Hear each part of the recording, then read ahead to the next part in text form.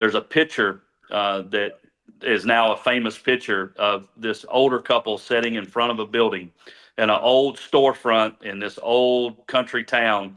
And they had evacuated the whole town because it was not sustainable. And this couple would not leave. They're probably in their late 80s, early 90s, and they were sitting in two rocking chairs. And Brad went up to tell them, hey, you need to go. Like, there is no sustainability. You got to leave. And they would not leave because their 8-year-old great grandson was dead in the rafters of the building. Oh my God. It's the Kenny Wallace Conversation, brought to you by JEGS. Hello, everyone, and welcome back to Kenny Conversation, brought to you by JEGS, the leader in high-performance aftermarket car parts. Remember to go to jegs.com for anything you need to fix your vehicle up or your everyday hot rod. All right, you are looking at two heroes. They might not think so. But I certainly do. Andy Petree is known as a great NASCAR Cup crew chief. He's known as a TD superstar and a great race car driver. And Matt McSwain. Matt, we're going to get to know a lot about you. You look like a soldier, buddy. You got a great haircut. But Andy, let's start with you first. Well, first of all, how are you guys doing? Great, man. It's good to see you, Kenny. I don't get to see you except through social media anymore. There's plenty of that to go around, so I get to see you quite often. Matt, how about you? Man, I'm doing great. Just glad to be here. Thanks for having us on today. Matt, tell me a little bit about you. We know all about Andy. Tell me about you. What do you do for a living, and where'd you come from? Yeah, so born and raised in Shelby, North Carolina. Just old redneck. Went in the Marine Corps. Got out of the Marine Corps, went into NASCAR, and spent some time in NASCAR. And thanks to Buddy Parrott, and he got me roped in, and spent some time with him over at Roush, and then finished my career up over at Penske. Was Ryan Newman's car chief for many years, and spent a lot of time running around with Buddy Baker and Don Miller and all those guys, and got out of that world and took kind of the NASCAR technology and brought into the aircraft industry. So currently own a company called Acme Aero. We design, develop suspension for airplanes, certified, experimental, military, you name it. We design, develop, and manufacture suspension for airplanes. Aeronautical. And, you know, being involved with Penske and all these race teams, everybody's technical nowadays. And so that makes sense. Andy, let's go over to you. I remember years ago, you showing up in a helicopter, and I'm like, damn, what in the world? And Andy, you've always been engineering minded. When I drove for you, you were one of the first, teams with an engineer. Tell me, let's start with your helicopter experience, and then we're going to get to the topic at hand. When did this love for helicopters come, Andy? Yeah, I've always kind of had this in the back of my mind that I wanted to fly helicopters, and it would come every so often. But as you know, Kenny, back when we were racing, it was just you were 24/7. You had no time to think about anything else, and to jump into something like that, you need to dedicate a lot of time to it. So after I basically retired from full-time, NASCAR, team ownership, crew chief kind of thing, I was working for ESPN the first year, and I had a lot of time, like during the week. The TV deal is really a pretty good gig. You don't have to spend a lot of time during the week. So I had that time on my hands, and I was running on treadmill one morning. I thought, if I'm going to do this or ever fly a helicopter, it kind of went through my mind. I looked at my watch. I said, I better get started, right? Because I'm not getting any younger. And so I went and found a guy in Asheville to basically teach me how to fly a helicopter, and then I went and bought one. I bought Greg Biffle's Jet Ranger, the one he had, one of his helicopters. I'll be darned. I bought it from him. I had a guy named Tim Bradley teach me how to fly it. And then, I dove in with both feet. I flew that thing. The first year, I think I flew it 400 hours. Flew it all over the place and did all kind of, deals with like Garmin Avionics.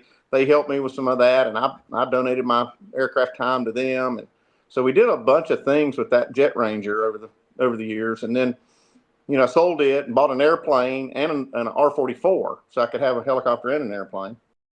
And still have both of those. I don't have the same ones, but I do have the same airplane. I've had probably a good half a dozen or more helicopters through my career since 2008 is when I first got my helicopter rating. Wow, that is amazing. Okay, so we've talked about both of your background. You guys love aviation. You both have helicopters. You both fly.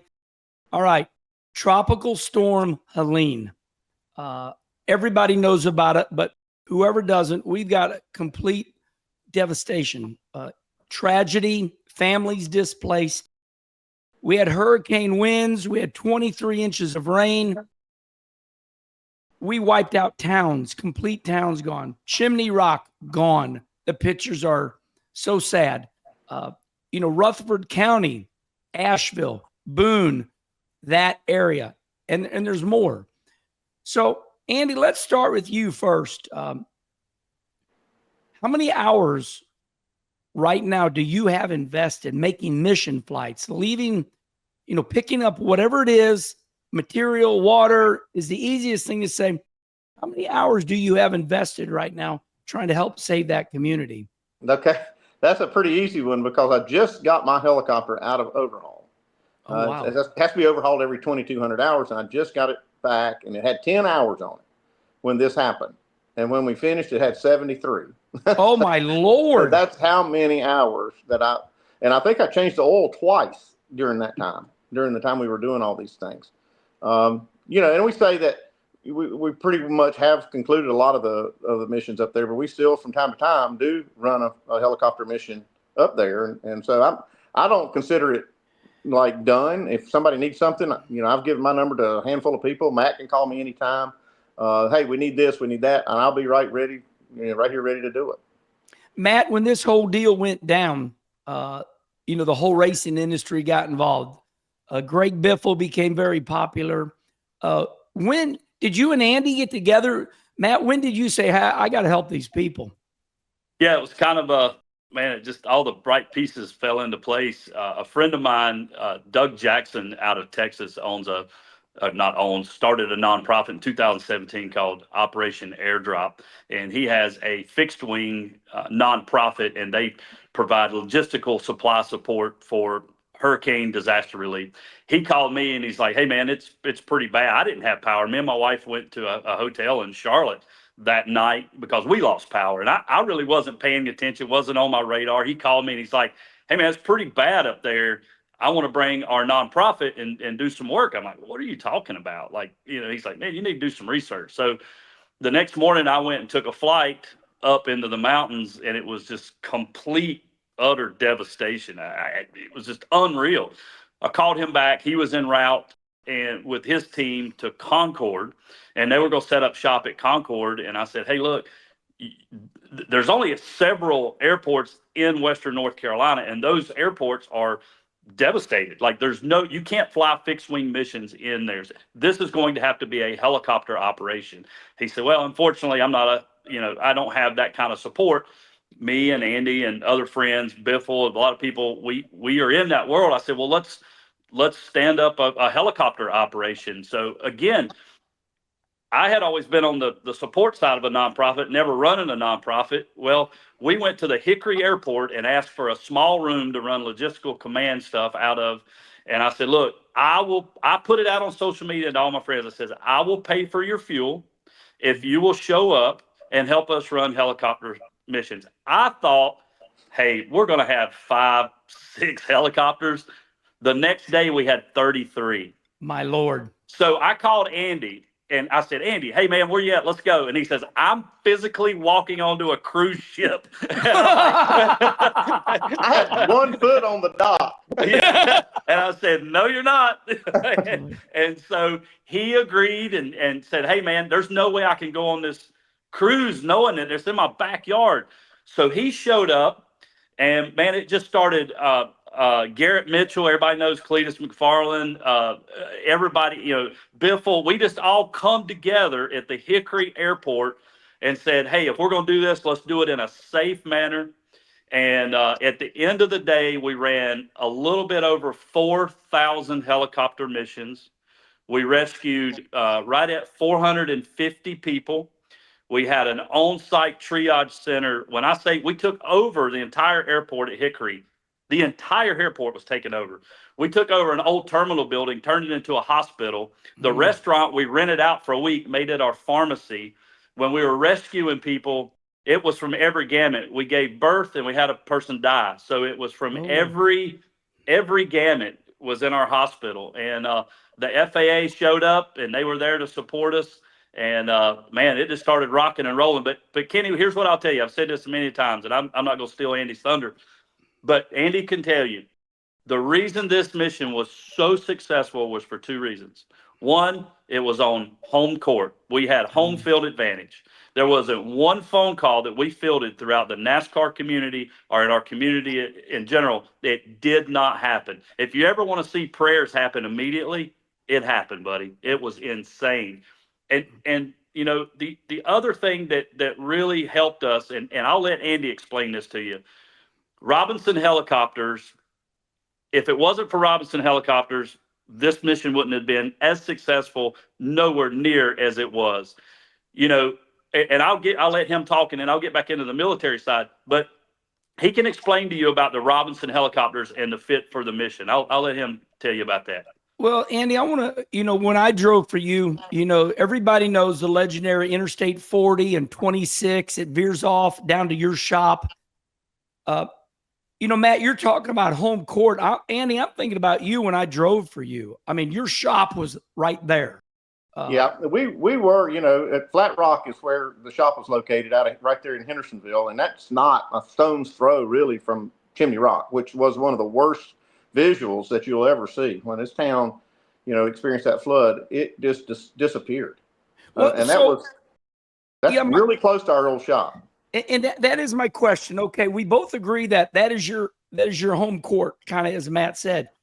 When you first heard of this going on, and you know you knew it was bad, and then what was the first picture? What was the first thing that said, "Oh my God, this is my home area. This is unbelievable." What was the moment that you knew this was a bad deal? Yeah, Patty and I had driven down to Daytona. We got a little condo down there at Spruce Creek, and we were going to stay overnight, then get on a cruise the next day on Sunday. And this had happened on Friday, I guess, the flood, which we experienced some of that here. You know, like Matt said, he was without power. We didn't have much problem here at my house at Lake Norman, but you know, we're riding down in the car. Patty's driving most of the way, and I'm sleeping. And I wake up and look at social media, and I thought, oh man, the first thing I saw was that Chimney Rock. I thought, man, that thing was really bad. You know, that's tragic. And so thinking that's just an isolated part of this thing. And so we get down there, and Patty went to see our nieces that live in Daytona, and I was just by myself at the condo.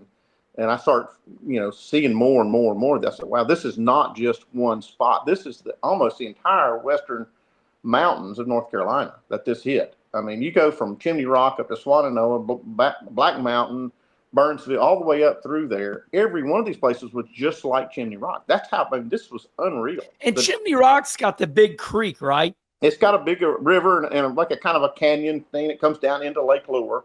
And it just washed the whole town down into that lake. It was all the debris and everything was just the houses and little shops and everything was down in the lake.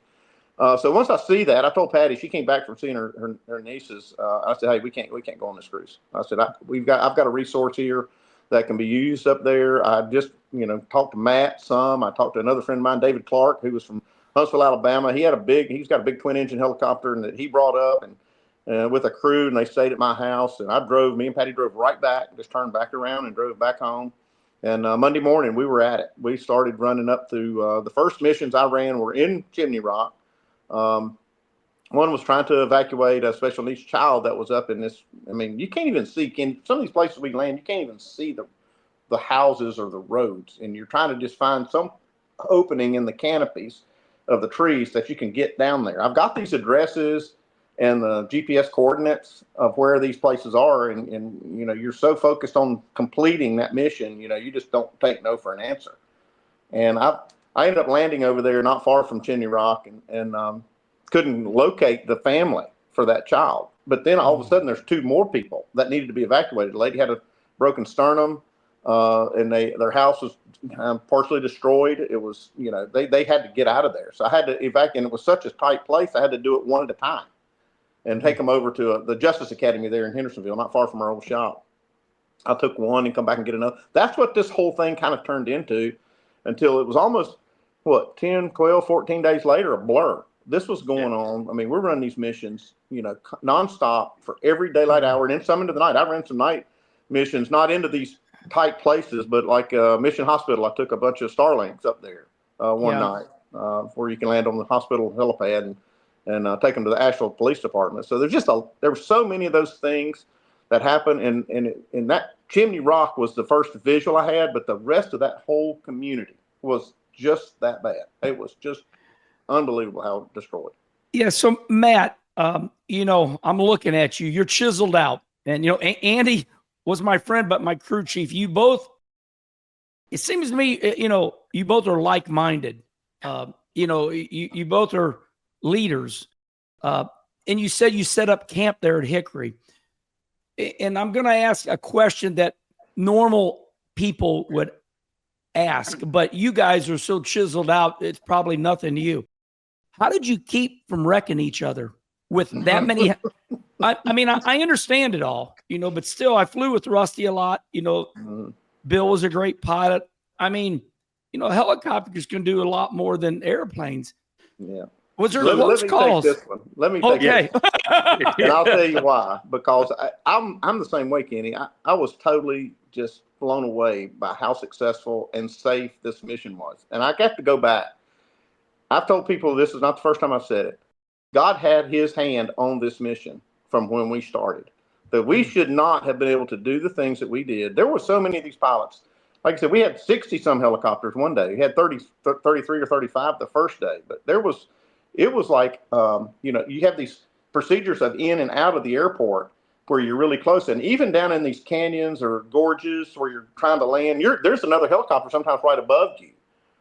I'm telling you, God blessed this whole thing and kept everyone safe. So Matt, we raced down there at Miami Homestead, and, we're all leaving the racetrack, and we got the 4 helicopter pads, and one crashed, and we killed people. This is what people think of, when we think, and I'm thinking 60 helicopters. So you said you really helped set that deal up. What was the process? First of all, we've said this is our phrase, aces into places, the volunteer network that showed up to help us. Kenny, I can't describe, like the guy that was our air boss, that is our air boss, is a naval Top Gun fighter pilot. He's our air boss. They're the best. He lives 5 miles from me and Andy. And that's an example. Harry. Harry showed up as like, hey man, I'm here to help. Our comms guy, has lived his whole life doing. So aces into every person that we put in place. I love that. For our organization, just took the ball and ran with it. It was when these military people started showing up. We've got. I'll give you a quick example. We had this guy show up. His name's Tommy Daniels, and he is on our executive leadership team now for our nonprofit. This guy showed up. He's a major in the Army. He had just got out of the Army. He's in the Army Reserves. He had been working with a geogrid mapping system for the military that the military hadn't signed off on. And he come to us and was like, hey, man, we can instill this geogrid mapping system into our operation, and I can get them to over $1 million software. And he says, I can get them to do it if you'll just pay a little bit of a maintenance fee. I'm like, okay, what is the maintenance fee? And it was pennies on the dollar. We had a live satellite data tracking system for all the helicopters. And like day 6 or 7, the military showed up, FEMA showed up, the government showed up and said, hey, we don't have any of this. Can we use your system? That's so awesome. That was an example of every single thing. It was the volunteers that showed up. That is, it just, you can't describe it, man. It's unreal. But like in racing, I feel like our sport of NASCAR and that mindset especially now that we're in the digital world. And like I said, I think, Andy, I feel like you were one of the first teams to start that, after Leo, even more, Leo Jackson. When the military got there, I guess they had to understand, like you said, you were in the Marines, right? Yes, sir. So, I mean, you guys knew what to do because you served, and then everybody said, we know what to do. The brains were already there. The military's catching up with you guys. Well, I'll tell you this. Yeah. I don't think, and Matt's not going to talk about it himself. The leadership that Matt provided to this is what made it all happen. He took that thing, and I'm telling you, he did. He took control of this from day one. Everybody, when he said it, people snapped in line. He ran it like a leader. I mean, well, look at him, Andrew. I'm scared of him right now. Ain't nobody gonna mess with it. But he just provided this tremendous team to everyone, and the structure around it. I've never been in the military. I don't know what it's like. I feel like after this ordeal that I have a little taste of what it would be like running all these things with a military type mindset, and with a lot of incredible ex-military people. It was an incredible experience, but I can't give Matt enough credit because he did all this out of nothing. Like, he created this in one day, basically, and it just kept growing every day. When you have more and more people and more capability, he was able to control it and lead everyone. Well, let me say this, everybody that's listening. When I drove for Andy, I feel like this is the way I feel, because I knew what was going on around the NASCAR community in the garages. Andy started working out. That man right there, Andy Petree, he started working out with weights before the NASCAR community did. So, Andy, you're a leader, and I can see you two being like-minded. Now everybody works out. Now everybody's got the workout. But, Andy, I remember you putting in the workout station in the race shop. Okay, Matt, I want to give you a moment. I want to get down to things that we see visually in a minute. But I want to give you this moment right now, talking about things like maintenance. Let's just go a little behind the scenes as far as the helicopters go for a little bit. Oil changes, checking everything out. You started to mention that you wanted to talk about somebody and thank them. What type of companies did companies donate any of their services, Matt, to make sure your helicopters were ready to roll? So I'll first give a huge shout out to Samaritan's Purse. Franklin Graham called me day one, and that's and big. Can you imagine seeing your cell phone? It's like the Graham, president. Hello. So they were the first big nonprofit donor to call and say, "What do you need? How can I help you? We want to support you." So huge thank you to Samaritan's Purse. They made it so much easier with those guys. But I kind of wanted Andy to talk about this a little bit, so I'll say a little bit. And I really want him to talk about this because he had more flight hours than I did. But the right tool for the right job. And this is why the Robinson helicopter was the right tool for the right job. And a lot of people won't understand that. So I want Andy to kind of get into nuts and bolts about that and kind of explain to people why. Andy, if you would, why was that the right tool for the right job? Yeah, for a few reasons. One of them, just the size of that machine. It was able to get into places, and I even took my R44 into place I wasn't sure it would go. Anything bigger than that was not going to be able to go in there. The other thing about Robinson helicopters is there's so many of them. That's why we had so many helicopters. There were people that kept showing up that had these R44s, and they will carry a fair amount of weight. They're incredible machines, man. I'm telling you, there's just nothing they won't do, and they can go anywhere. There was one mission after the military got there. The National Guard was trying to get a Chinook, a twin rotor helicopter, down to make a drop in one of these gorges. Yeah. And I was below him, so we're talking to each other. And he asked me where I was trying to go, and I told him that I was trying to find this one spot to bring some supplies to a family that I had made contact with a day or two earlier. And he says, "I think this is a little pocket community that we're trying to drop some stuff into it." And he couldn't see any land. There's really no open area. And I said, "Let me get in here and look to see if I can find it. I would remember it from the day before." So I get down in there and I find it. And I'm hovering. I said, I'm hovering over this spot right now. He said, well, we want a long line. They're going to drop a long line with a bunch of supplies in there. Wow. And so I moved off of the site. He moves in with the Chinook, drops it down in there, and he says, hey man, that was some really good teamwork. And that's, Wow. R-44 is trying to help, the military helicopter. There's just so many things that we were able to do with that machine that made it the perfect one. One of the first ones we landed is down by a river where a road completely washed out. The railroad's gone. Everything around them is gone. Brought them some supplies, and there were some people that needed to get out. There was an older gentleman that they said needed to get out. So they went to get him on a little four-wheeler. They bring him back over there with just a little bag in his hand. His house had washed off of the foundation and was almost in the river. So he was never going to be able to live there again. And he's got one little bag he's taken, and that's it. That's basically everything he's got. And he's stepping into the helicopter. And he looks back at me and he goes, "You're Andy Petree." That's what he said. He did that. And I said, "Yes, sir." I said, "I'm getting ready to take you out of here." And he says, "Well," he said, "I'm kind of a racing guy. I said, I recognize you." He said, "But I'm a Ford man myself." I looked around. Your house was gone. This one's not going. Bring another one. I just kidding with him, but I took him out, took him to Hickory, and got him some. So he needed some medical attention too.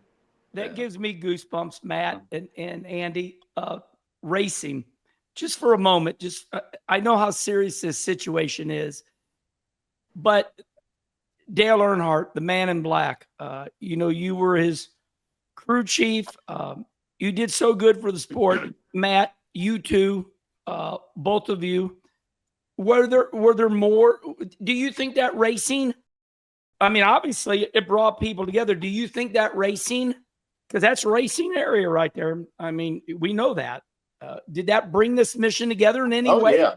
Oh, Yeah, we had absolutely. Penske's helicopter was there. Gibbs had a helicopter there. Hendrick had at least one helicopter there.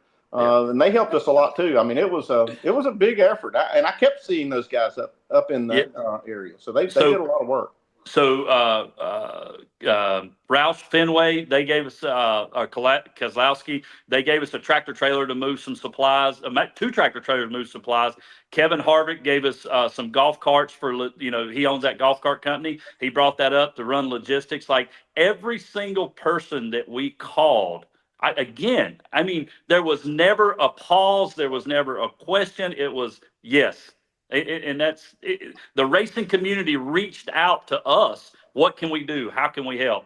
Yeah, Richard Childress Racing. Advantage. Yeah. RCR is donating a wrap for our command center that we've acquired for future disaster relief, and they're going to provide a wrap to wrap it for us. So everybody's stepping up, man. Everybody in racing has stepped up on this. I want to de-bullshit something, and we're gonna talk to Andy down the road about this, but that's the man that taught me right there, Andy Petree. He's the one that taught me, by God, we'll de-bullshit this. Is it a fair statement, and I mean this wholeheartedly with respect to anybody that's watching, is it a fair statement that without the NASCAR community, they would have been in trouble up there? I think without the response that was provided, and not just by the NASCAR community, it was everyone else. That's why I'm very hesitant to try to give too much credit anywhere, because so many of these people showed up from all over the country. Okay. But I'll say without that response, those people would have been in huge trouble. I'm telling you, it was bad. I mean, the first days that we were up there, there was no government response. There was nobody coming. We were the only ones, and we were bringing in. I mean, we have a guy standing. Hey, you got any water on that? He was thirsty. He wanted some water. They couldn't drink any of the water around there. These people were, literally going to die if they don't get some help. And so this group of people were the ones that came in there. And I likened it to a fire, right? It was a raging fire, and we put that fire out. Most of that fire out in the first few days, and got people where they could at least go to, put one foot in front of the other to try to recover. Without that response, I don't think that would have happened. Hey, Andy, who was the team owner that had the private Black Hawk that showed up? Do you remember what his name was? No, I don't. Somebody had a Black Hawk, a privately owned private. And he owned a race team, really? Or used to back in the day. And we showed up, we're like, probably a coal miner. I don't. Yeah, it was crazy. There were people. We had a couple private Black Hawks. Yeah. Okay, so we're coming towards the end here, and I want to get down to some things that made this tragedy so heartwarming. In other words, it's like, what's going on there? So, Matt, I want to go with you first. What one thing did you see? And Andy, I'm going to ask you the same question. So think about this. Matt, what one thing did you see during this mission that made you go, oh my God? Whether it was, you said you had people dying, you had people giving birth, you saw homes wiped off their foundation. As I'm asking you this question right now, and we're wrapping up here a little bit, I know there's many things, and maybe give me two. What made you go, oh my gosh? So, if you want to pull the bullshit aside and and know what really was, so a friend of mine, Brad Womble, and Andy's friend Brad Womble, they went to do a mission up in a little town, and there's a picture that is now a famous picture of this older couple sitting in front of a building in an old storefront in this old country town, and they had evacuated the whole town because it was not sustainable. And this couple would not leave. They're probably in their late 80s, early 90s, and they were sitting in two rocking chairs.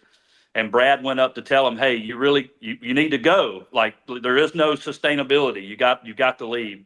And they would not leave because their 8-year-old great grandson was dead in the rafters of the building. Oh my God.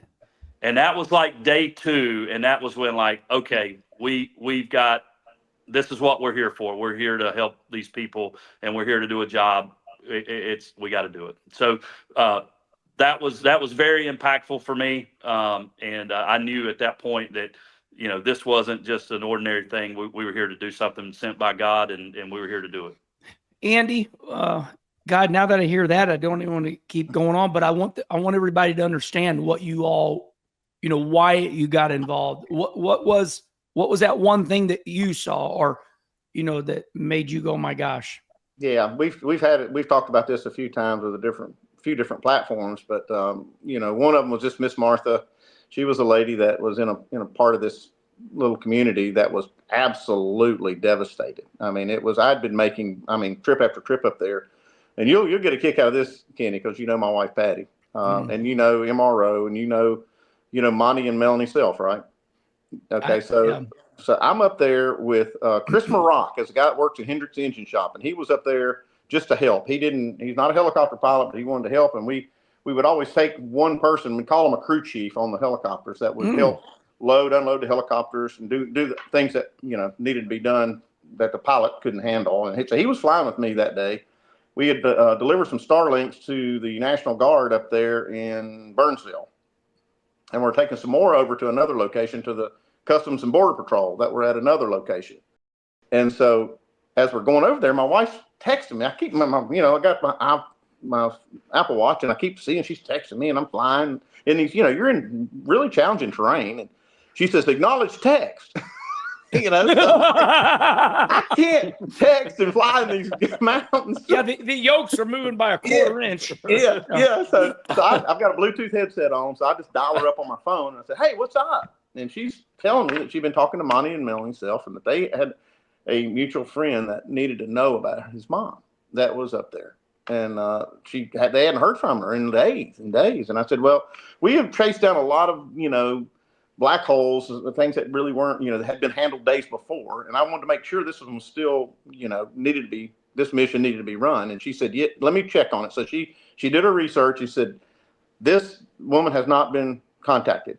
Somebody needs to contact her. So I got the address. I got the coordinates. I dropped the Starlinks over there at the other location.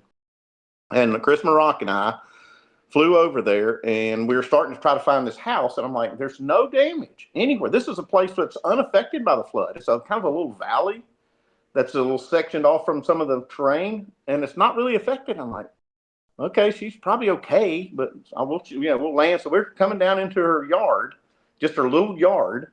And I said, now this is these locations, you need to make sure that they want to see you, helicopter landed in your front yard, you might not be so happy to see them, some people. And so I told Chris, I said, just keep an eye on it, make sure nobody comes out with a gun or something that doesn't want us to land. Right. And so he's looking, I'm trying to pay attention to the landing zone.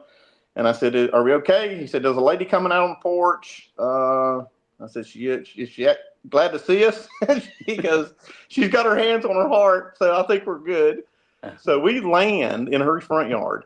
And as I opened the door, I said, are you Martha? And she starts bawling. Oh, Oh, yeah. Oh. She hadn't heard from anybody. And I think it was 7 or 8 days. Oh my gosh. Yeah. Well, she had been cut off from all, power, water, communications, everything, right? She couldn't get out. All the roads were completely blocked. She couldn't go anywhere. And she's like, she's elderly, living by herself. Oh my gosh. And so I go up on that porch, and me and Chris, we bring her a case of water. And I said, hey, I'm coming back. I'm going to bring you some supplies. Give me a list. And so she gives me a list of things she needed. And I said, I'll be back up here. And so we had a little moment, and I FaceTimed Patty when I finally did make contact with her and showed her Miss Martha, because I had a Starlink in my helicopter. So anywhere I went, we had connection. And so I could actually FaceTime, and I showed her that, and everybody cried. And so she wanted to know, how in the world did you find me? And I said, honestly, at that point, I didn't know. I'm just doing what Patty told me to do, right? I'm going to go over and find this lady. And so I said, I'll look into it. When I get back, I'll let you know more. And so I did find out how this all happened. And it was, some of it's private family matters, but Monty is the one that wanted us to find this lady and make sure that she was okay, because her son really wanted to know and hadn't heard from her. And so I went back and told her this whole story, how it came to be. And I said, the first thing I told her I said, look, God's the one that sent me. I don't know who he used to send me. I'll find out. And so I told her when I came back, and she said, and I said that it was through Monty's self and some other people and she starts crying again. I said, Martha, we can't keep doing this. I can't keep crying over this. But that was the most special part. There were some other ones too. When you go to these little schools that don't have anything, that have lost everything, elementary schools, you take them Starlinks, they're in tears. Everybody's just glad to see. Oxygen tanks are taken to people in communities that can't get their elderly people, oxygen. There's just so many of those kind of things, that it's not one. It's just dozens of them. I am totally mesmerized. I really am. For me, this is like watching a really good movie, but except it's true. Mm-hmm. There will most likely be a major motion picture come out about your two heroism. Hey, as I'm talking right there, and I want to talk about the wildfires, maybe pulling attention away from this. But has there been a brotherhood started? You see some of these, whether it's racing, baseball, football. Have you guys made new friends? Are there people now that you're friends with that you never knew before? Oh yeah, and Matt can speak to this. We've made so many friends through all this. Man, we got new phone numbers? Yeah. So Kenny, we had people come from Oregon with their helicopters. Whoa. So I can't begin to tell you all the states that was representative, but it was probably, if I had to throw a number, probably 60-70% of the states in the United States had helicopters that came up. Our nonprofit, operationhilo.org, that's the official nonprofit now. We're 501. We have got so many people that have wanted to donate, and those helicopter pilots that went back home have advocated and stuff.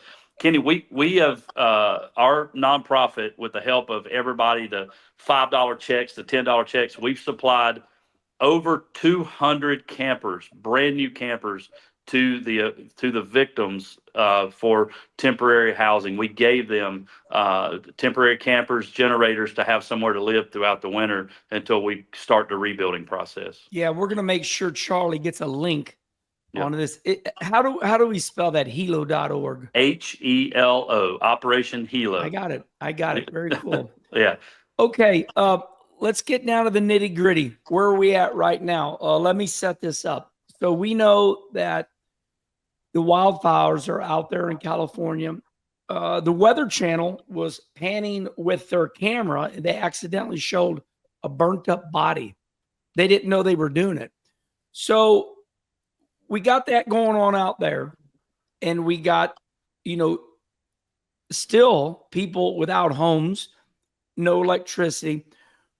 Do the people in the mountains, that whole area, is there any angst right now? Or are they, I mean, because we're seeing it. It's like, hey, we got $750. Now the president is over there going, whatever you need.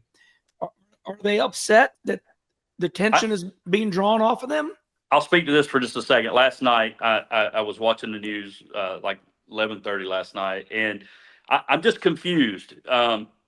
This didn't happen in North Carolina, but yesterday, during a press conference, there was FEMA, there was emergency management, there was the federal government, there was all these people last night saying, if you need this, go here. If you need this, go here. Call this number, go here. Everything, all information portal and hub was happening yesterday to get all this information to the people in California, and the president's obligation that he's poured out. None of that happened in North Carolina, and I'm confused. I don't know why. We begged, we pleaded, we beat on doors. Senator Ted Budd was the only person. We got a bill on the president's desk, with his help, to help offset being able to put temporary housing on floodplain property. That took forever. But the president, 2 days after these wildfires, gave California everything. So, hey, look, we're grateful that our government is helping those people. No doubt. They're going to need it, and we're grateful for it. We're just confused why, if it's good enough for California, why was it not good enough for North Carolina? Okay, so what can we do, everybody that's watching this right now, what can the public do? I mean, I've heard a lot of things here. Hilo.org, the great pilots, Aces in Places. What can people do right now? What can we do? To me, telling people, just do your research. Try to find people that are helping in Western North Carolina right now, if that's what they want to do. There's a lot of organizations, not just OperationHilo.org, but there's a lot of other good organizations that are helping doing the rebuild and helping these people get out of the cold. Find somebody, do your research, do your homework, partner with them. If you've got $1 or 50 cents, or all you got is prayers, we'll take them. Anything to help donate to help these people, man, is graciously appreciated. I'll say the same thing. It's just, I would say to people that want to still help people in North Carolina, and I guess, the wildfires in California have taken a little of the focus off of the dire need that is still in Western North Carolina, but Operation Hilo has the heart for this. We were flying missions with helicopters. We were actually even using airplanes with Airdrop. We were delivering campers to people and propane. And I would say, if you want to help, make sure you donate to some organizations that really have a heart for this. And I can speak firsthand for Operation Hilo that they have the heart for this, and I'm so actually proud to be a part of it. And hopefully we can continue to bring relief to the people that need it up there. And when you were talking about this, all the response team that was out there in California, that response team was Operation Hilo in Western North Carolina for many, many days in the very critical part of this. We were the ones taking those calls. We were the ones that were supplying the missions. I'll be darned. And I want to listen, I'm not half the man you two are, but I do want to share a story for everybody that wants to know what to do. I have a great sponsor called Crow Equipment out of Jasonville, Indiana. They're godly people, and they're just good people. They called me up and they said, Kenny, I know your brother Rusty has dealerships down there. We want to do something. Me and my wife want to load a trailer supply full. I said, well, let me call Chad at the Honda dealership. I called Chad and I got them hooked up. They drove their trailer, husband and wife, Scott and Peggy Crow. They drive down there. They get hooked up. They take the trailer and they go to this church area, and the lady come out and they met. And this is per Scott. Scott said they opened up the back of their trailer door, and something as simple as a lot of, like, thousands of paper plates. And the lady said, oh my God, we're out of paper plates. This is great. Because they had the food, but they was out of paper plates. So it's that simple, everybody. And Scott Crow, then they unloaded everything, and they drove right on back up to Indiana. So, gentlemen, listen, thank you so much Andy, we're coming back to you. I told Charlie, I said, Andy's story is crazy. It's so good. And Matt, you too, buddy. Gentlemen, thank you both so much. Yeah, thank you, Kenny, for letting us get out here and spread the word on what Operation Hilo's doing, and still that the people in Western North Carolina could still use a lot of help. Yeah, listen up, everybody. Remember, Kenny Conversations live in two places, on YouTube and on Dale Earnhardt Jr.'s Dirty Mo Media platform. This will be in podcast form. So remember, share it with your friends. Our YouTube channel, Kenny Wallace, and of course, Dirty Mo Media. You can just listen to it like radio. Until the next time, gentlemen, do you have anything else to say? I'm good right now. I don't know about Matt. I think we've said it. We appreciate your time. We really do. Thanks again, right. Kenny. All right, OperationHilo.org. Goodbye, everybody. Thanks.